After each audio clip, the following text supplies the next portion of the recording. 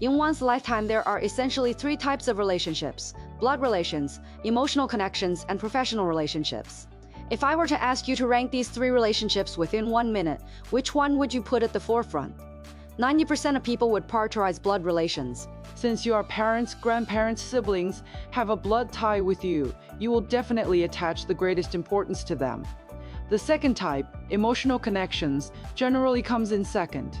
Emotional connections refer to your husband, wife, lover, brothers, and friends. The third type is professional relationships, which include your colleagues in the company, business partners, shareholders, and customers. Normally, the order is blood relations, first, emotional connections, second, and professional relationships, third.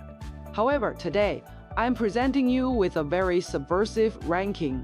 Professional relationships should be ranked first, blood relations second, and emotional connections third. Why do I say this? We all know that we should treat our parents and siblings who are related by blood well, and there's nothing wrong with that. But if you put blood relations first in your life ranking, you will spend a great deal of time accompanying your parents. Many people might ask, isn't it good to accompany your parents? Isn't it unfilial not to accompany them? But think about it. If you are in a poor state and your parents are old, is this kind of inexpensive companionship really useful? What do your parents need? They need you to provide them with a good life.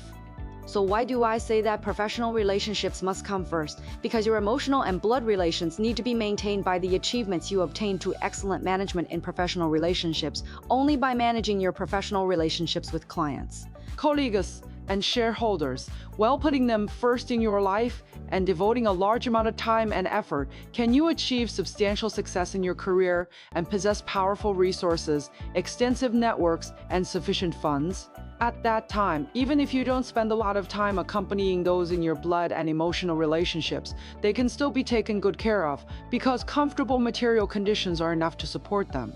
In other words, inexpensive companionship is not as good as a large sum of money. I also adhere to this concept, which is why I can support my parents well, and they can live a high-quality life every day.